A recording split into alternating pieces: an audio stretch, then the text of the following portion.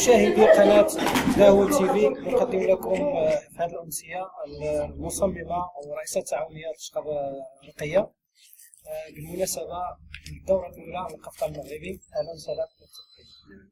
بغينا نتعرف بالتعاونية والأعضاء التعاونية.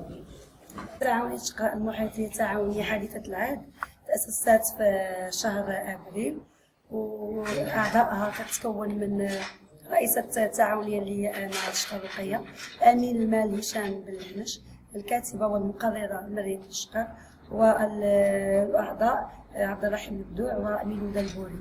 هذه هي تعاونية تشقر المحيط. الأستاذة رقية، بغيت نعرف وبغينا المشاهدين ديالنا في قناة داوود تيفي يعرفوا شنو هي كيفاش فكرتي في التنظيم ديال الدورة الأولى للقفطان.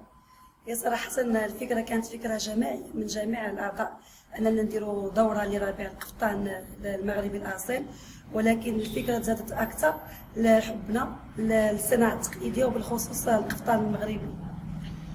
سؤال آخر، واش ما كانش عندك تخوف خصوصا أنه العرض الأول وعالم الأزياء عالم الأزياء، يعني عالم كتشوف في المعارض، يعني واحد العالم شاسع، وهناك هذاك التراث، يعني القفطان المغربي كتراث يعبر عن الهوية المغربية.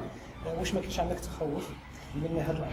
هي صراحة التخوف ولا بد منه، ولكن الإنسان ملي كتكون عنده ثقة في النفس وكتكون عنده حب للصناعة التقليدية وللقفطان وللجلابة المغربية، التخوف كيزول ما كيبقاش.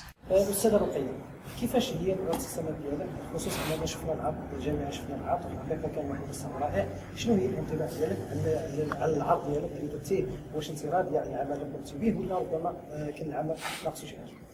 صراحة الارتسامات ديالي حول هذا العرض فرحة لا تصور، لأن بان لي أن هناك رضا على وجوه الحاضرين، وأن عدد الحاضرين فوق ما كنا نتصوره، فوق 500 أو 600 شخص جاي يحضر العرض ديالنا، يعني هذه راه فرحة كبيرة بالنسبة لنا. سؤال أخير، كيفاش كتفكري في الدورة الثانية إن شاء الله العام الجاي؟ واش عندك هذا التفكير ولا حتى تجلسي مع راسك وتراجعي وتشوف شنو كان الامور اللي ناقصين ونحاولوا الدعم اكثر من العمل ديال داخل التعاونيه؟ واش بامكان العام الجاي نشوفوا يعني واحد الدوره ثانيه ديال القفطان بيض؟ خصوصا ان الحضور ديال الناس بداو كيسولونا بزاف على المنتوجات ديال التعاونيه. هادشي علاش ماشي غنجلسوا نشوفوا واش كاين شي اخطاء ولا كاين شي مثلا اشياء سلبيه ولا اشياء ايجابيه. الحمد لله بان لنا كلشي داج ايجابي وباتنا فرحه على وجوه الناس. هادشي علاش قررت انا ان شاء الله العام الجاي غتكون عندنا الدوره الثانيه لربيع القفطان لتعاونيه تشقر المحيط. شنو هي الرساله ديالك للمسؤولين بعد ما شفنا هذا العمل الجيد وهذا الاخراج الجميل؟